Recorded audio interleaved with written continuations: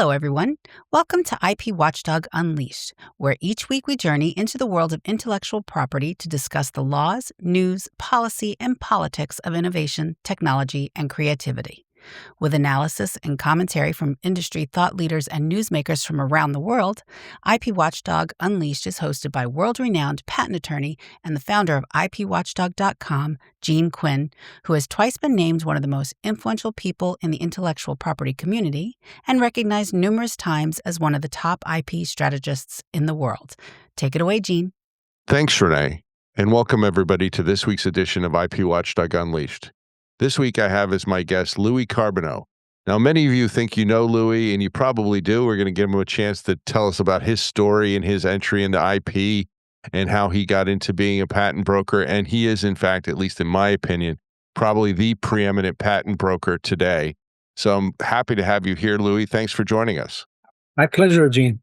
So, Louis, I just recently saw you at IP Watchdog Live. Thank you again. Appreciate you always coming and speaking. And in particular, because I always have you on one of our lead-off panels on the very first day, because we want to give an idea about what's going on in the monetization business. So maybe a couple things I want to talk to you about, and we can go in any order, really. One is, where are we today in monetization? But maybe before we even get down that pathway, I can ask you about, how did you actually get into this business? Being a patent broker, being a deal maker in the industry. It seems like you have to kind of purposefully go in that direction. Yeah, thanks, Gene. First, I was very happy to attend the conference again. I think I haven't missed one since the beginning of the IP Watchdog Live. Always a pleasure to go there and speak and see colleagues and friends in the community. And as usual, it was a great conference. A lot of good content, a lot of good people there, had great conversations, both during networking breaks and even as a result of some of the panels. So thanks again for you and Renee for putting that event. I know it's a big logistical endeavor, but you nailed it this year again. So well, thanks.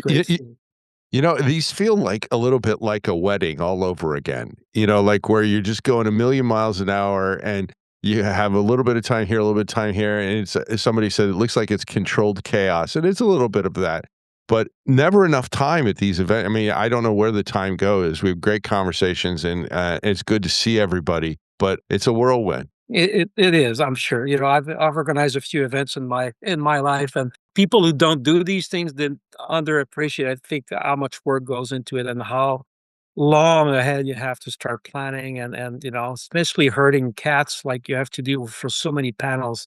There's a huge amount of work involved. So anyway, it was a success, and I'm glad and looking forward to next year's event. As to your other question, and thanks for the kind words about being among the preeminent brokers. The way I came into this was kind of accidental. I was at Microsoft for 15 years in the patent group mostly. The last few years, I was responsible for the IP licensing monetization business as the general manager for IP licensing and IP ventures there. So I was already kind of playing in that sandbox, if you will, but from obviously the other side of the line. And we were approached regularly by patent brokers who wanted to help us sell or sometimes suggest that we should acquire some patents. And, Microsoft didn't really play that game at that time, but it was something that I was kind of made aware of. The other thing that happened when I was in the patent group there is the creation of intellectual ventures. As you probably know, IV was created by two former researchers at Microsoft, Nathan Merville and Edward Jung, who used to actually were my clients when I was supporting the Microsoft Research Organization at the beginning. So they were my clients for a few months, and then Nathan and Ed left and started creating intellectual ventures, sorry. And at some point, Bill Gates comes to one of our meetings and say, "Hey, I just met with Nathan and Ed, and they have this new thing called IV that they want to do. And, they convinced me to put some of my money personally. So I want Microsoft to invest as well." And we're all kind of looking at one another. And, after digging a little bit more into the business model, we were not really convinced that this was a good deal for Microsoft or that we should go close to that for all kind of reasons. But Bill was pretty adamant that he wanted Microsoft to invest or co-invest. So Microsoft did, and Microsoft was one of the initial investor in IV, Fund 1 and Fund 2, I believe, and maybe even in Fund 3. I think IV had 5 funds overall. So fast forward in 2009, after, spending about 15 years at Microsoft, I decided that, I wanted to do something different. So I go out, I start my own law firm. I pick up a bunch of clients who used to be Microsoft employees who had started their own startups and all this. So things are going well. And then I get a phone call from a firm that was doing mostly patent brokerage, and they said, Louis, we're trying to do all these deals with IV and they're not even returning our calls. You live 10 minutes from their headquarters. Could you help us? So I said, sure. Well, what does that mean? Well, I'll go sit with this guy and just make sure that, our stuff gets on top of the pile. So, that's how it started. Met with one of their acquisition team members, and then, got a couple of deals on top of the pile, and they closed. And so they sent me more. And lo and behold, I started doing this a little bit on the side as a hobby. And then I realized, and it was being paid like a pittance for doing this. And after a while, I realized that that was not so hard, at least not back then when, there were a lot more demand and supply. And so eventually someone contacted me, say, hey, I have a friend who has some patents. Could you help him sell those? And so I started doing this, and I did it under the umbrella of the firm that I was helping. So I did all the work. I found the portfolio. I did all the analysis, the claim charts, approached IV, sold the portfolio. Actually, IV was not the one that's bought it, but, approached a bunch of potential buyers. And this was a time where obviously patents were a lot more in demand. And one of the large tech companies bought it. And then I got about $1,000 out of this because, again, the company I was helping was the one that officially was the one selling or brokering. So after I did that, I said, my goodness, I've done all the work from beginning to end here, and the business model doesn't work if I'm doing it in this fashion, but I know I can do that. So it took a few more months, and I decided to then start Tangible IP and start brokering patents in parallel to my law firm. And then within a year or two, frankly, the brokerage business took over, and then I just stopped doing pure legal work, except for a few clients. And I have not done, although I'm still, licensed attorney, I have not done pure legal work for probably over a decade now. So that's how it all started. Sorry for the long-winded explanation. Not at all. That's really fantastic. And we've been friends for a long time, and I think as I'm listening to you talk about these things, I'm seeing like a lot of parallels with me, and sort of the bootstrapping, getting into something, identifying that there's an opportunity here, going little by little, and then going all in. And much like you, I haven't practiced law with actual clients for probably, it's hard to remember now with COVID. I think it was right before COVID, and I can't believe COVID is now, 6 years ago? So it's probably 7 or 8 years that I have not been actively with a docket and practicing for clients. I do some pro bono work here and there. Usually, the odd thing of that area is usually when it's pro bono work, somebody's getting chased by a copyright troll. And people think patent trolls are bad. I got to tell you, copyright trolls are a whole nother breed. And but it is interesting. And the one thing that came up, and I think I mentioned this at live, when people were telling their stories, we gave out a few awards, we inducted a few people into our Hall of Fame. The commonality is about just showing up, one foot in front of another, putting yourself out there. You can't be a leader if you don't put yourself out there. And over again, that's the central theme. And I hear that in what your story is you see an opportunity and you just go for it. Yes, no, you're right. And frankly, we've changed our business model about 10 times since then because, again, the market is evolving. You cannot be set in your own ways. You have to throw things on the wall and see what sticks. And currently with AI, I'm reinventing our business processes and approach to a lot of things we've done traditionally in a very different way. And you have to do that to survive because we are in the eat what you kill business here. And that's the only way to survive over time. That's absolutely correct. And I think all businesses need to do that. I know we do that. We've evolved several times in ways that other people can notice the evolution, right? Let alone the stuff that goes on year in and year out when you kind of reflect on, well, how did this year go and how is next year going to go? And you change course here and there. But if you're not evolving, you're dying, I think. And It's fun, and, I hear, you say, "Eat what you kill." The way I've always described it is AFAB, anything for a buck, but it's good to be an entrepreneur. Yeah, and it's great because we are helping a lot of individual inventors, people who are otherwise being taken advantage of. So I feel fairly passionate about this. A large part of the portfolios that we broker are from individual inventors who made great contribution, and the legal and business environment is not just there to support that. There used to be a time where they would have a great idea, file a patent, and then shop around, and someone will license it and build products and pay them. That model is gone because we know that, unfortunately, companies no longer believe that they have to pay for that. So they'd rather do it for free and wait to see who's going to go after them. So I find a lot of vindication in helping small inventors and startups and companies who made genuine contributions to get something in return, from the industry through sales as opposed to through assertion, which obviously a lot of other people have to do. The one thing that I think, and this came to me during the conference when I was hearing people talk, and somebody had the microphone from the floor, from the audience, asking a question. It was during the Inside the Beltway panel. I don't know whether you were there, and that got kind of heated, which is good. It was all respectful, but passionate. And I guess I made a statement that innovation is just not happening. And then John Lee on the stage, he said, "Well, that's just not true." And he's right. There is still innovation happening. And what I meant by it, and I did follow up and explain this, and I think this would be a fascinating conversation to have, is what's missing is the rinse and repeat innovation, where you innovate, you patent. If it's worth something, either you're doing something and you can prevent others and get a foothold, or you're an R&D company and you patent it and you license it. But then the money, whichever monetization path you pick, gets reinvested, and then you innovate again and again and again.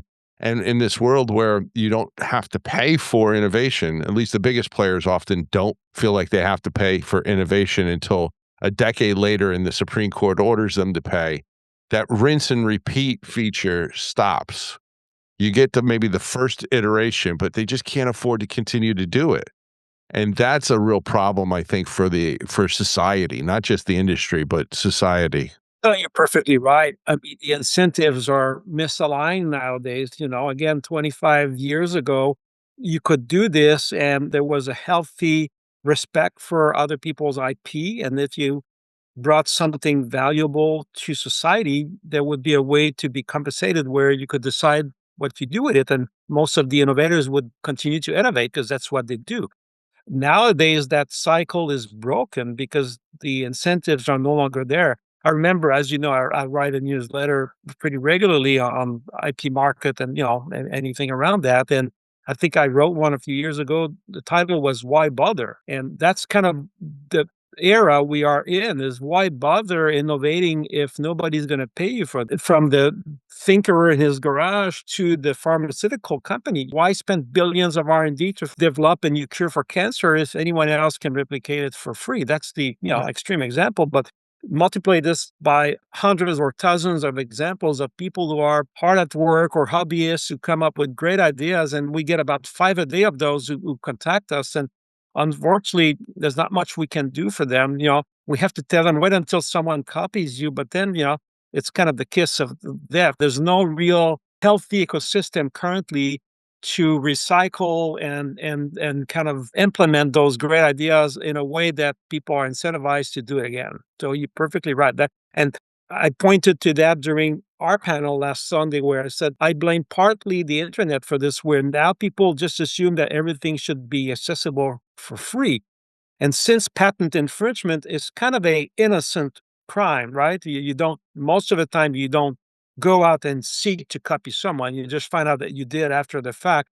And a lot of people, I think, morally don't think they've done anything wrong. And I think it kind of permeates, the way people think about how to defend from this, as opposed to, a copyright lawsuit or a trade secret lawsuit where you have to have done something wrong in the first place to be in that position. So I think that's the difference, but definitely it's generational. And most people now who are in those big tech companies are people who grew up with the internet, and they just don't find it very appealing to pay for something they don't think they've done wrong.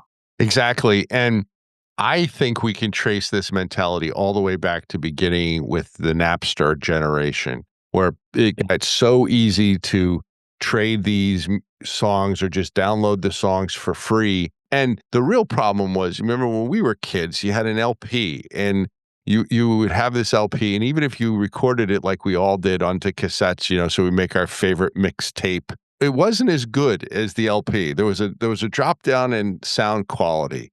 And then there was a drop down in sound quality the more you played the LP, and people had to buy these things over and over again. And then for better or for worse, the CD comes out, and it's not as maybe high end. Some people can tell the difference between CDs and MP3s and that sort of thing. But when you get the CD, you don't have to buy it again. When you turn the CD into an MP3, it's practically perfect for almost everybody.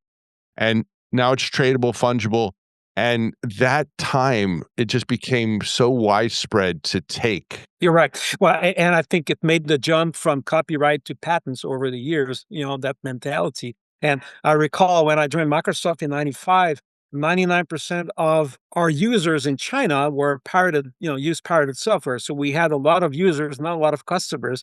And that was just, again, I think it's cultural in large part. Some cases it's improved. I think there's a lot more legitimate users of software in China than there used to be, but there's a lot more illegitimate users of patented ideas than there used to be 25 years ago. So some things have improved, but I think on the patent side, we've seen it in the last 15, 20 years, it really has deteriorated because AI made it easier for people to challenge the validity of patents, and then you have all the usual trilogy of case law between eBay and Alice and all that made it, as a business model, it's much easier to challenge the validity of a issued patent that you infringe than to take a license. It's just the economics are just not incentivizing people to do the right thing. So let me ask you this. Where does the market stand? The monetization market, the sales market, the licensing market? You take any one of those if you want, because I know you're still doing business and there is still some business out there. It's not what it should be given what the laws I think should be. But where do we stand like right now today? Good, bad, ugly, or a little bit of all of those? So it's a great question.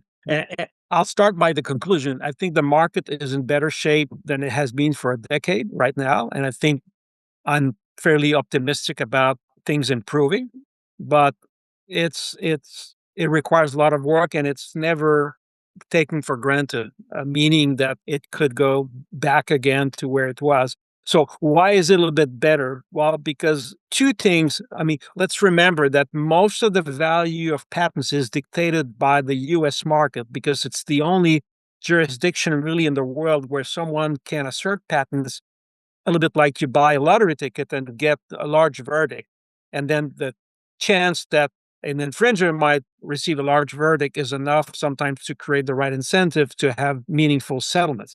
You go elsewhere in Europe or Asia, even if you win, damages are not going to move the needle. So you might do it for strategic reasons, but certainly not just for the money. So if you look then at the US market as a driving force, even though it's not necessarily the venue of choice anymore for assertion, but it's still driving the monetization market because of the damages involved, then you have to look at what has either improved or deteriorated the environment in the last decade. And definitely the big two culprits have been historically the IPR challenges in front of the PTAB and the Alice Mayo abstract idea 101 mess that the Supreme Court created. So what's changed in the last year, as we all know, if we live in this world, is the fact that what used to be a fairly cheap and almost guaranteed outcome, if you were a petitioner to file an IPR, is being turned upside down now, where most IPR challenges or petitions are not being instituted, either because they're caught before by the director, and he exercises his discretionary denial. And then for those who go through, then they'll have a fair amount of institution. But overall, the combined rate is down from 75% to, lower than 30%. So that's a game changer for the first time in a decade. And suddenly it means that if you're the infringer and your option was up to a few months ago to file an IPR, pay $200,000 in legal fees, and you had a 75-80% chance of winning, any discussion about a license that was more than a purely nuisance basis license was off the table. Now, if the IPR is no longer a vehicle and the alternative is a $5 to $7 million trial, where the exposure is much bigger and you won't know before the trial if the patent you're challenging is valid or not, it makes any alternative license discussion much more palatable. So that by itself is changing the economics, the incentives in a good way for patent owners. Uh, Unfortunately, we don't have the same resolution on the Alice side, despite a lot of people's good efforts to either get the Supreme Court to revisit its decision. There were almost, I think, 30 opportunities in the last decade for the Supreme Court to clarify Alice, and it's refused so far to do so. So I'm not sure if the next one will be the right one, but I don't, I know that the USPTO and the DOJ are trying hard to get there, but doesn't mean the Supreme Court will agree with that. They don't like patent cases to start with, and then what could be achieved through legislation. Obviously, again, like anything in Congress, we can dream, but I have yet to see a bipartisan bill on IP. They've done one with the American Invents Act, and think they feel they're good for another generation before they have a new one. So unfortunately, we're left with having to change the law a little bit like federal government has to do it through executive orders, meaning the director, the USPTO director can change things by FIAP, just by changing guidelines, things like that. But it's like an executive order. It means that, it's only good as long as he or she's there. Then the next PTO director, if it has a different agenda, can undo all this overnight. So we're bound to have these pendulum swings every 4 years now, unless we fix things through the courts or through legislation. So the PTAB and the USPTO, as a result, is being politicized, which it shouldn't be. No, I agree with that completely. It's a whiplash world that we live in. And I think there's a couple thoughts to share. One is I think the Supreme Court almost feels, from what I hear from people who watch the court, and I have no knowledge of this, but it does make sense that they feel like they were led astray. They thought when these cases were coming up, everybody was saying, you need to do this, you need to rein this stuff in, it's gone too far. And they thought what they were doing is what people wanted. And then lo and behold, they did what they did. And for whatever reason, the Federal Circuit failed to read that one phrase that says, don't let what we've said here swallow all of patent law, which was an invitation to do the smart thing, color between the lines. We're setting the high level principles here, and this Federal Circuit treated it like it was a mandate, and it was restrictive, and it's just really, I think it's the Federal Circuit is the problem. They amplified it significantly in a way that is inconsistent on top of that. So you have a kind of dual problem. Yeah, absolutely. And then you have also, and while we always focus on Mayo and Myriad, or Mayo and Alice rather, just to focus for a second on Myriad. Let's be honest. This is a court that doesn't understand science. They said isolated DNA exists in nature, and that is just scientifically not true. I mean, it's not true at all. And but that's the world we have to live in. And unless and until Congress is going to shed some light here, I just don't think the Supreme Court wants to get involved. I mean, I think that they are just going to stay 100 miles away from this. And one of the things I just heard Judge Rader say in a comment during one of the panels was when he was in the Senate as an attorney on the Senate Judiciary Committee before he became a judge, they were doing IP legislation like once every other year or so. And it wasn't always big pieces of legislation, but they were doing some stuff. I mean, that would be a step in the right direction, just to get Congress to do some stuff, take little bite-sized pieces, whatever you can do, and get it done. But that doesn't seem to be in the cards at all. And I just don't understand a lot of things, I guess. I had thought along the way, some of these companies would start to moderate their position. Because I think Microsoft, for example, was much more aligned early on with Google and Apple. And they're probably still closer to their position than they are to the position of, research and development companies or universities or small inventors. But Microsoft makes a lot of money licensing their portfolio. Maybe don't make as much as IBM, but they license in and they license out. And I just thought that there was going to be a moderating effect. And then there for a while, if you remember, the board of directors at Yahoo was said, "Well, why aren't you licensing your patents? You're sitting on a gold mine here." I just thought some of these companies would realize that they were really sitting on a gold mine, and then maybe with Chinese competition, they would want to keep those folks out of the U.S. market. This is a fair analysis, and why companies who are the largest patent holders are spending so much money and effort trying to destroy the patent system that you would think should benefit them. I think two main reasons through observations and conversations with people at those companies. The first one, which is a little bit silly, is that they believe that their patents are good and other people's patents are bad. Seriously, I've heard this so many times. We have real patents. Where these are not patents. Believe me, I was at Microsoft enough years in the patent group where we used to file about 3,000 patents per year. And a lot of those were vanity patents, from researchers who want to get another cube to add to their pyramid of cubes, because every time you file a patent, Microsoft, you get a little granite cube. I have one here. Some people had 100. So it's a lot of them were not really meaningful inventions, but you had a machinery that could absorb 3,000 patents a year. So a lot of people think that large companies think that their patents are much better than the other ones. So that's the first thing. Second is just the business model. If you have 3,000 patents, well, I mean, usually you have tens of thousands of patents if you're a large company. Most of the licensing in and out that you do is through cross-patent licenses. So basically, then it becomes how big is your pile of coal and how big is mine, and how many little diamonds do I have there in the pile that I can put on the screen just to show you that they're real patents.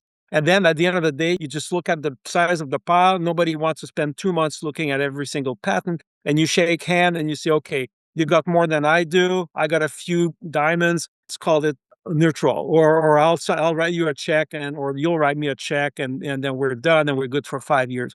So in that context, the quality of any individual patent is really not called into question. And the scale makes it such that nobody's going to start filing IPRs against 2,000 patents, right? So it works for them to have a system that is weakened, where the weakening really only applies to small patent holders, not to them. And I think that's what we have here, is that they're happy to keep a weak system that is really only hurting the small patent owners, where in their case, it doesn't reach to their level because they have scale and might, and most of their licensing is done by cross-licensing, so they kind of neutralize each other from that standpoint. Does that make sense? That's exactly what's going on. A lot of this stuff is cross licensing. And I think some of the big companies would have a comeuppance or rude awakening, maybe is the right way to say it, if they ever litigated their patents. Because I know that I agree. I hear it as well. Our patents are real patents. These patents are garbage patents. Well, newsflash. I know from a project I did many years ago, unrelated to IP Watchdog, but I was looking at the Motorola portfolio, and there were an awful lot of C-level patents in the Motorola portfolio. They had A, B, and C, and the smallest number, like in most places, were the A's. The largest number were the C's. And a lot of times you see the largest number are the B's, that maybe at some point it looked good and now it's not so good, or something happened. We didn't get the coverage we wanted. And then the C's everybody's got C's, but those are the vanity ones, right? But in Motorola, it was like 80% of what I was looking at were clearly C-level patents. Regardless of how many B's and C's you have, you're never going to have more than 5 or 10% of A's in any given portfolio. And the bigger it is, the smaller that percentage is, just because you have a lot of those vanity patents. So that's the first thing. Second, while we're on Motorola and going back to your premise as to, if these companies litigated their own patents, they might be surprised. Well, Microsoft did. I don't know if you remember when they sued Motorola on 11 patents that they considered to be their core, really core patents. I remember, by the way, every time we would go back to Bill Gates was the one who approved the patent budget at Microsoft when he was a CEO. That was, an anomaly, but he loved patents so much that he wanted to be there in every discussion. And every year would go in front of him and say, okay, Bill, we need budget for this and that. And every year he would say, you want budget for 3,000 more patents. Show me the 10 that we can really rely on if we need to. And that was the hardest question to answer. And when Microsoft sued Motorola, they sued Motorola, and it's all public, by the way, I was not even there anymore. They sued, I think, Motorola on 11 patents. And it turned out, that 10 out of 11 or something around that were invalidated. And that was a big, big wake up call. And as a result, some people lost their job in the patent group, including the head of patents at that point. And they decided to change their tack completely, and then they went down from 3,000 to maybe 1,500 filings a year. And then the focus was on quality suddenly, not on quantity. So that tells you that when they did, they realized that they had a lot of B or C patents themselves that they maybe thought were A's, but they had a rude awakening. Yeah, I get that, and I think that that's true for all of them, and I think that on some level, at some point in time, they're gonna have to answer a question to shareholders who are gonna become concerned at some point, because these companies aren't gonna be the high-flying companies forever. Maybe they will, and if they will, that'll be sort of the first time in history that you've had a company become dominant and stay dominant indefinitely and forever. But when you're looking back, and people are gonna wonder, "Well, why did you advocate for these policies and positions that have so destroyed this asset that we've been paying billions of dollars for and we could have made money on?" I think there's going to be a lot of difficult questions, but I want to go back to something that you were saying, because it is just true that when up until today, when somebody comes and they have, say, just even a modest portfolio, say 10,000 patents, not outrageously large. There's many that are much larger. There are many that are smaller, but you have 10,000 patents. Nobody is going to read through 10,000 patents to see, well, which ones do I have that you infringe? They're going to look for the diamonds, as you say, and so forth. And then you wind up looking and saying, okay, well, this is how much we'll pay for these. We know the rest of them aren't that caliber, even though we're not going to read through them. So we're going to kind of allocate a value that's reasonable, and we'll go back and forth and figure that out. In the world of AI, I wonder whether or not some of these projects that humans just really could not have undertaken at all, let alone in any relevant time frame, that now you can undertake and in a very fast time frame have some quality information. Because AI's got serious limitations. I think a lot of people overblow what it can do right now today. But what it certainly is very good at is taking a bunch of data in a database, summarizing what is actually there, and putting it into a digestible format. So do you think that moving forward, there's going to be an increased push towards quality, and that there's going to be a better transparency as to, well, which one of the ones you have do I actually need? And what does that do to value? Yeah, no, these are excellent questions. And I think AI is a paradigm change. It will take a few more months, but we could already see from the conference that all of the vendors or exhibitors were some kind of AI based technology provider. And half of the discussions during the conference had an AI angle. So you can't escape it. And I know because I'm basically eating my own dog food. Ask me 6 months ago if I was spending any time with AI, it would be absolutely zero. And now it's 4 to 6 hours a day playing with AI, using it for all kind of due diligence, analytics. And I'm not talking even about a product that I bought or subscribed to. I'm talking about, training my own puppy, using the latest version of Anthropic, for instance, and creating this massive knowledge base that is unique to my business that I can obviously increase upon every day and tap into every time we do a project. And I'm amazed by the quality of the work product and how much it's improved in the last few weeks only. And I'm comparing those to what I receive from firms that do this as a business, in India or elsewhere. And I think we're already in some cases ahead of that.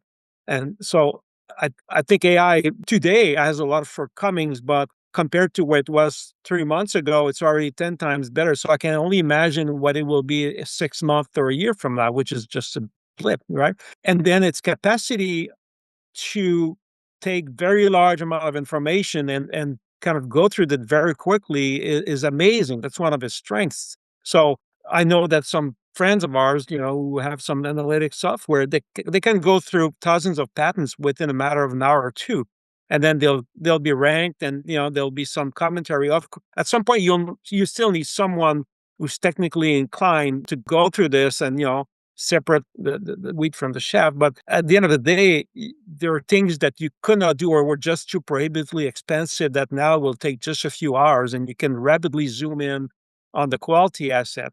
And that's on the analytics part of it. What AI is also doing is helping with the drafting and the prosecution and making prior art searches much faster and cheaper, which in turns will help kind of getting rid of patents that frankly are not novel or plainly obvious. So there will be a self-disqualifying, process technique that is healthy to a certain level. In terms of the drafting, as a broker, I review 5, 10 portfolios a day. You have no idea how many are badly drafted, and that's just human error. It's just people, lack of antecedent, lack of support, all kind of divided infringement issues. Just people are sloppy, or figures that are not numbered correctly, all kind of stuff that AI will pick up on immediately. So I think there's a lot of quality that will come out of that and out of those tools when it comes to drafting and prosecution and having just better prior art. So we should see, I think, not AI generated patent application, but generated drafting and tools to help with the drafting and prosecution. I think we'll see a lot better quality going forward as a result of that. So I don't disagree with anything you said, perhaps except for the conclusion. And I want to kick this around with you because I agree with everything you said about, you look at the portfolios and there's an awful lot of things that are done poorly or sloppily or without the right amount of consideration, that sort of thing. And that's just not arguable. I wonder how much of that is, and I think it's more than just a little bit, but how much of that is because companies are continuing to want to pay 1980 prices for patents and patent prosecution in 2026 and not only ignoring inflation, but wanting to get, ignoring just the reality that the Federal Circuit is demanding way more information to have any chance to have your patent be valid, your claims to be valid at the end of the day. And then along the way, AI, for a brief period of time here, it does have an opportunity, I think, to do exactly what you said, make it much better.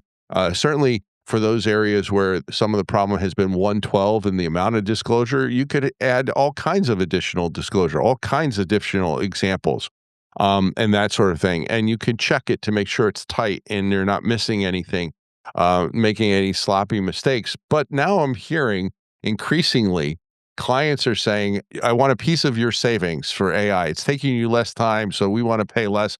And for the first time I heard at live, somebody told a story that they just this week had gotten, and a friend of theirs had gotten an email from a longtime client. And the person said, by X date, you will be using one of these 10 AI solutions. We don't care which one. It'll be one of these 10 that we vetted and we're comfortable with. And we're going to pay 40% less. What are you going to get with 40% less? You're going to get crap.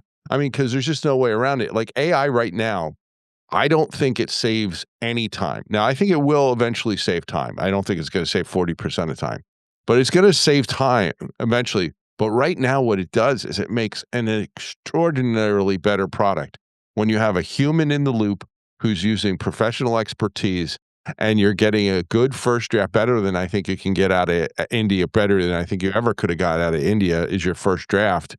You can do really special stuff and hit the requirements that the Supreme Court and Federal Circuit are demanding.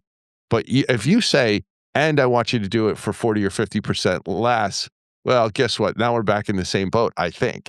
Yeah, no, it's a valid pushback. Again, we have to look at AI not as where it is now, but just extrapolating where it will be a year from now compared to where it was a year ago. And if we have the same rate of improvement, I think it will be a lot closer to human experts than it is now, just a year from now, because it learns so fast.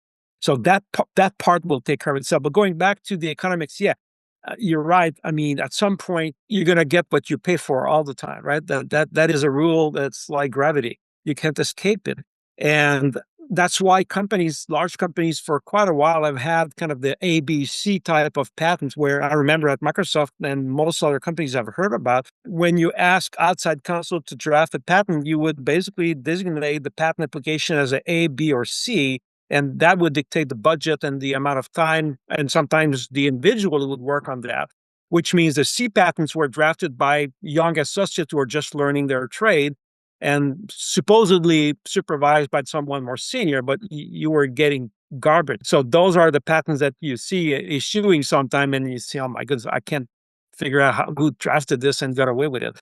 So there's always going to be some of that. And I think AI might be a great tool to do the B's and the C's at a very low cost. The A's will always require really good experts who are in courts, who understand the law inside out, and can apply the latest little thinking and latest twists and latest best practice, and obviously their knowledge of the industry and of the subject domain, to come up with something really, really strong. You can't replace that, but AI will get closer and closer over time to a point where the best will survive. It's very Darwinian. The best individual will survive, but it will be very hard for younger people who are learning their trade to show that they can do better than a tool. I agree. I think right now, unfortunately, I think law schools are largely not teaching students how to use AI. And I think what the reason it is that I've heard is because they don't want them to develop it as a crutch. They want them to learn to be lawyers first and then use AI. I think that's a mistake. Maybe in the first year that you prohibit AI use or something. But I think the value proposition that a new attorney has right now is understanding the technology, knowing what it can do, knowing what its limitations are, knowing how to prompt it, knowing how to put together agents, string agents together. Because let's face it, people that are older like you and I, you get stuck in your ways, and you're not. The example I always use, people probably sick of hearing it, but I used to be really good at video games. Now I can't play a video game to save my life because you build on the video games. And a couple years ago, Renee got me a new PlayStation 5, and I was trying to play with Call of Duty or something, and I couldn't figure out how to throw a grenade, which is a pretty basic thing to do in Call of Duty, right? So I go online and I'm like asking these questions, and the explanations start, well, you will recall in Call of Duty 2008, the way that you did this was this.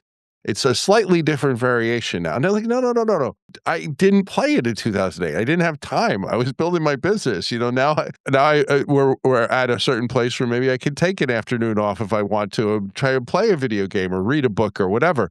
And it's like, assume I know nothing. It's like the Ghostbusters when Bill Murray said to Dan Aykroyd, assume I know nothing and tell me how to do it. But you can't do it. You just can't do it. So things get more and more and more and more complicated. So I think right now, a great combination would be some young attorney who understands the technology combined with somebody of our vintage who understands the business and legal realities. That's a powerful team, I think. Now, how long that's going to be the right mix, I don't know. And I don't know whether firms get that or companies get that, but I think they should. Because if you can take somebody who is otherwise maybe a little computer phobic or doesn't know the latest, greatest technology or doesn't know how to use it and marry that with somebody who really does, I think you get something special. In my case, again, I've started using AI more and more in the last few months, and now I feel like a kid in a candy store because I love all the things I can do internally. And funnily, I'm in my 60s. My team members who are much younger don't seem to be as interested in learning AI tools as I am. Funnily, I thought that they would be all over this, and I'm the one who's experimenting and tinkering and kind of the early adopter, if you will, and just trying all these new things.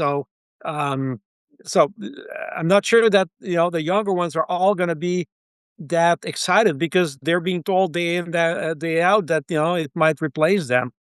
So maybe they see this more as a threat than as a tool, whereas we're at a point in our career where we don't have that many more years to work, so it's not going to change that much in our, in the rest of our life. So we can afford to be a little bit more exploratory and kind of early adopters. And if it doesn't work, it doesn't work. But I mean, you're right that, having young people not using AI too early is a good idea because they still need to develop their critical thinking. You don't want to substitute their brain with AI, but they can test their critical thinking using AI as a tool. So for me, it's a tool in the toolbox and you have to use it wisely. The hammer does not replace the carpenter and never should. Yeah, I agree. Well, Louis, this has been a fascinating conversation. I really appreciate you taking the time to chat with us here today, and like to have you come back and we'll check in with you periodically as changes in the marketplace happen. But thank you for your support coming to live all these years, and thank you for talking to us today. It was my pleasure, Gene. Always a pleasure talking to you and exchanging ideas with you. Thank you for listening to IP Watchdog Unleashed. We will be back next week, and we hope you will join us again. In the meantime, please be sure to visit IPWatchdog.com to read all the latest news and information about what is happening in the intellectual property world. And also be sure to subscribe to our free daily email newsletter.